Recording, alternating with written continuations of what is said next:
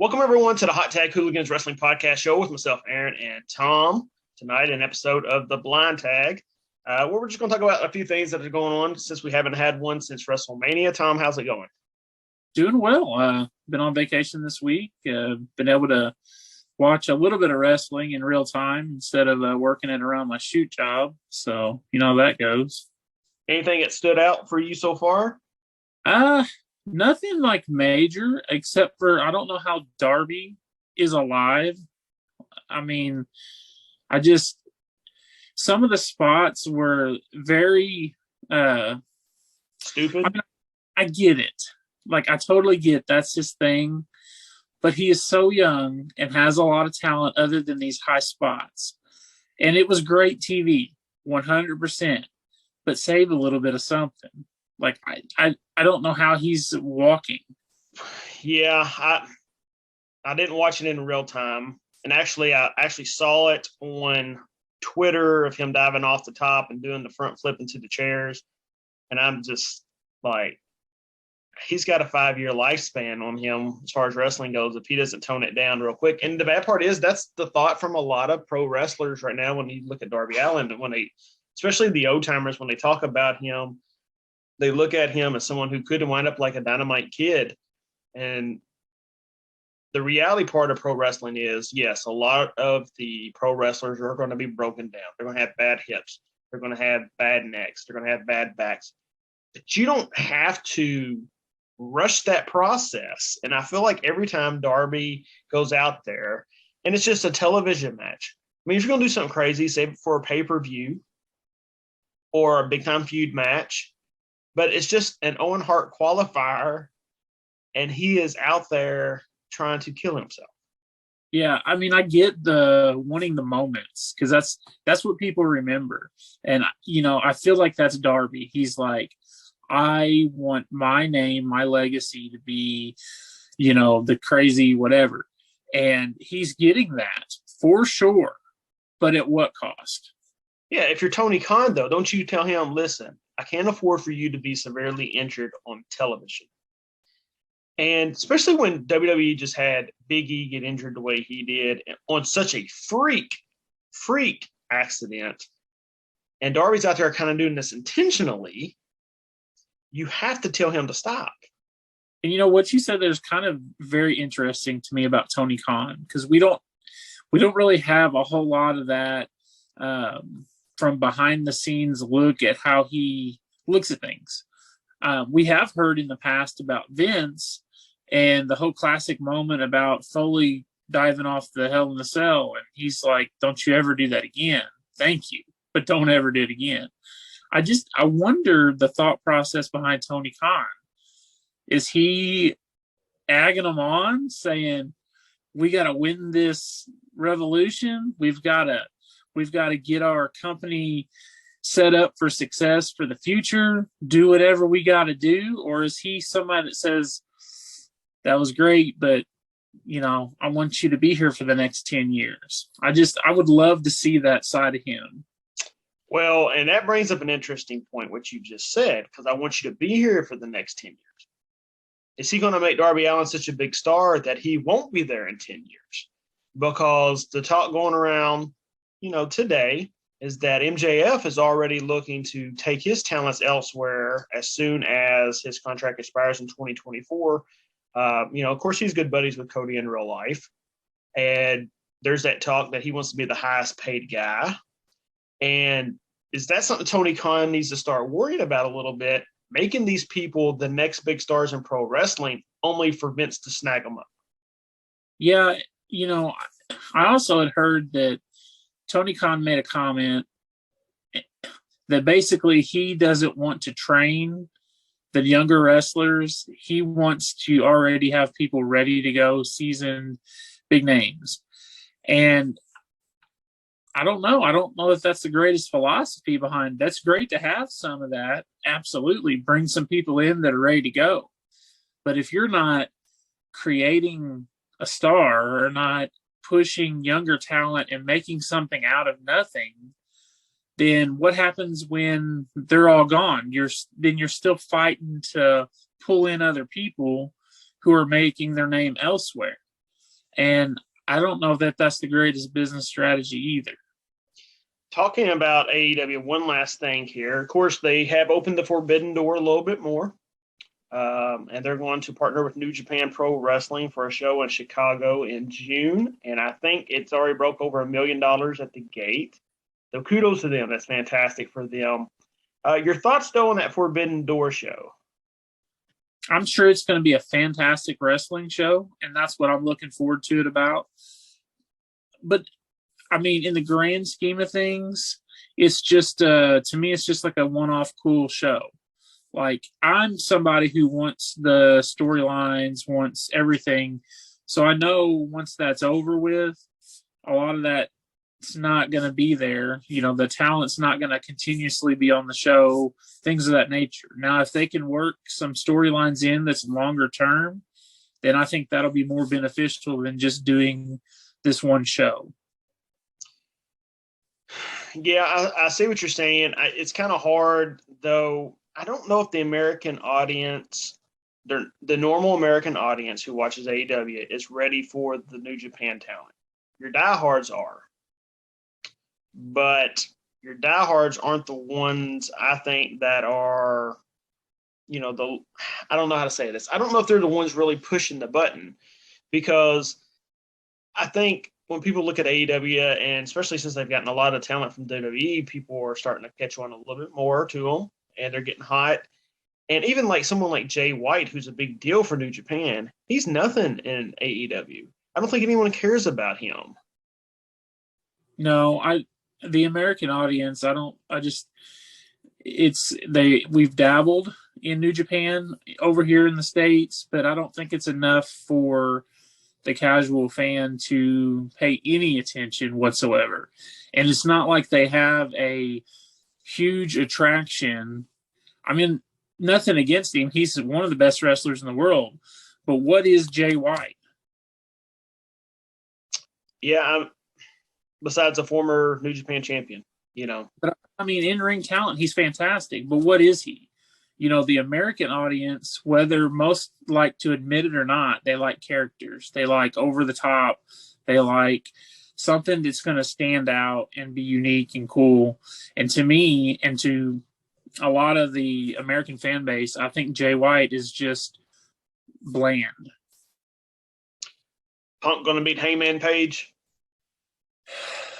You know what? One thing I do like about AEW is that, especially when it comes to stuff like that, is I never know. I would have never thought that MJF would have beat Punk. There's just things that have happened that I can't try to look at the future and try to book it myself on what AEW would do, because they keep throwing wrenches at me, which is great. I think business-wise, I think Punk needs to win that belt.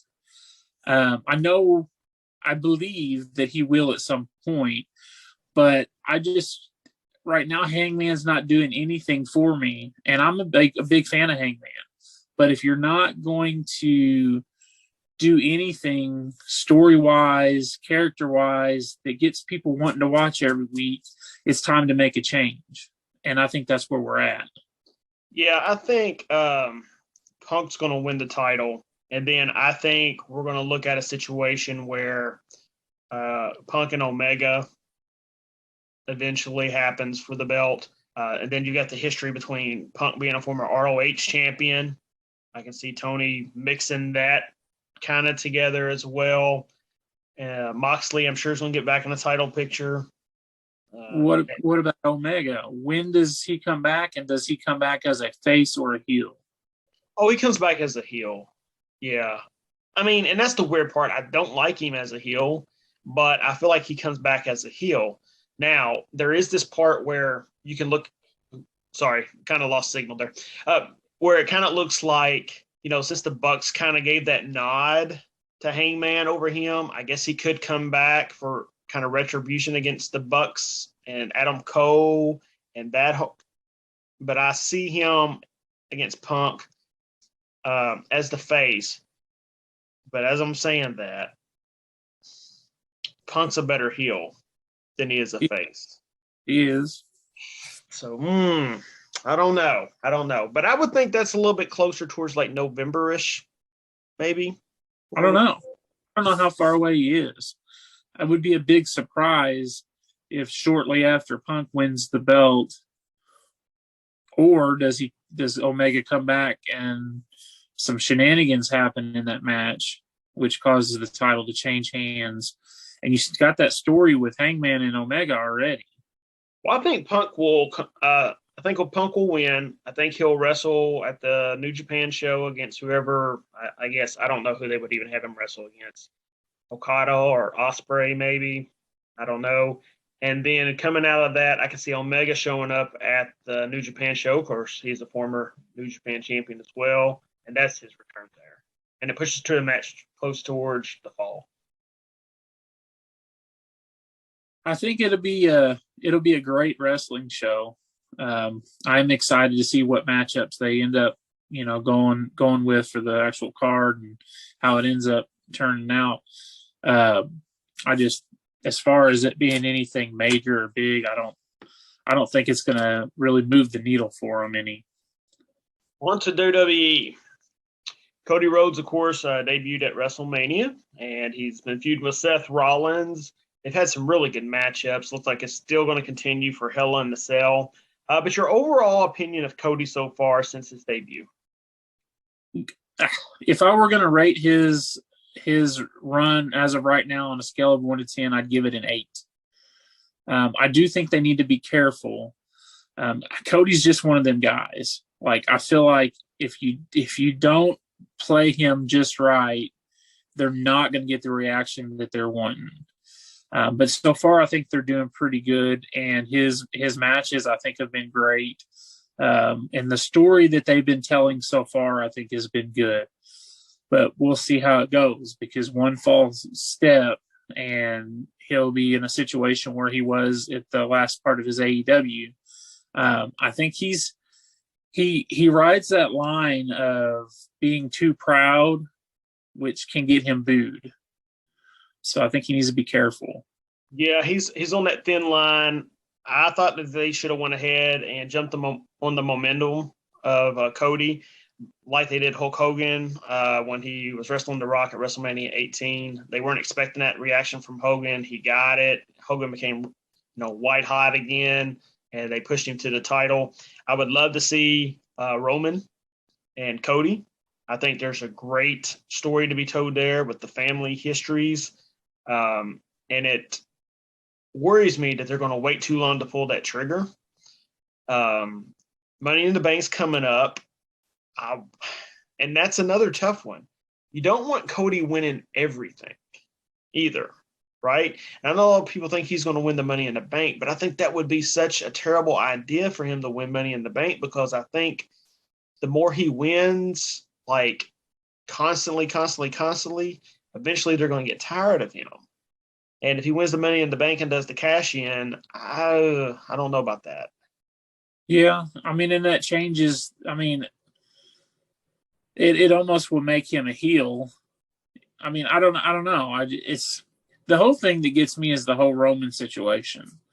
So with Roman with both belts, if Roman didn't have both belts, I think it would be a whole lot easier for them to put that belt on Cody. I have a hard time thinking that they're going to let Cody dethrone Roman. I don't think that's happening. Well, and what is is the Money in the Bank winner able to win both belts? Or is it just one belt? That's how they can kind of get away around it. That's how they can kind of get around it a little bit. But he could always do the RVD thing. When RVD won it, he came out and challenged John Cena and said, at ECW's One Night Stand, I'm going to cash this in, me and you. So Cody could do it that way. He could do it the classy way. He don't have to do it the sneak way and say, at the Royal Rumble, I'm going to cash this in. I still don't see him beating Roman, though. I don't know. I have really mixed feelings about that, because unless he's a heel but then that throws off the dynamic with Roman. I mean, I think he needs to be a babyface against Roman, but does he really beat Roman? I don't see him doing that. It's going to be interesting. I would like to see him win the world title. Absolutely. I really would. I would love to see him win the world title, but I'm not quite sure how we get there. And then there's the other part of the Cody situation right now, which is Seth. And I think Seth's doing some of the best work he is doing so far. But the more he loses, so after Cody wins this Hell in the Cell, let's say, where does that put Seth? I don't think it hurts Seth at all, because Seth is so delusional in his character that it doesn't matter whether he wins or loses. He's still entertaining every time he comes out there. You know, he could win the match on any given night. He could be world champion on any given night. I think he's at that status right now that he doesn't need the belt. Seth's great, in my opinion. He's the best that he's been. He to me, in a way, he mirrors Roman. Roman's the best he's been ever. I think Seth is right there with him. He don't need the belt to prove that he's the best. He's telling these stories. His character is fantastic. The matches are you're talking about some of the best matches that I've seen in a long time with him and Cody. From a feud standpoint, though, I just don't know what would be next for him, though. There's no real baby faces on Raw. AJ and Finn are kind of dealing with Judgment Day, which is a terrible name, might I add. And then the next best baby face, I guess, is Bobby Lashley in a way, outside of Cody. I mean, when Elias makes his return, he's going to be the biggest baby face there is. Him and his tag team partner, his brother, Ezekiel. Yeah. Yeah, I don't know. You always kind of like look at right after WrestleMania and what's the plan for SummerSlam. You can kind of figure some stuff out, but this year it's just kind of, all over the place. I think the Roman having both belts muddies the waters a little too much. It's great while Roman's out there and it looks cool and it's a great story. But if you're running two different shows, what's left to do on the other show? Well, and now he's going to a limited schedule. Yeah, for whatever that means. Well, but that's where you elevate, just like in the old days, you elevate those intercontinental titles. You could give in the United States Championship. I like Theory's got the U.S. title. That's not one of them. And I do like Ricochet. But the key would be to maybe put an IC title on someone like a Rollins, who's at the house shows and makes a big deal out of the IC title. Yeah. They're going to have to figure something out because, that's the whole reason that any of them are there is to win the championship. And if it's not a focus on both shows, what are they doing there? You could only have so many grudge matches and whatever. There's got to be a reason why they're lacing their boots up.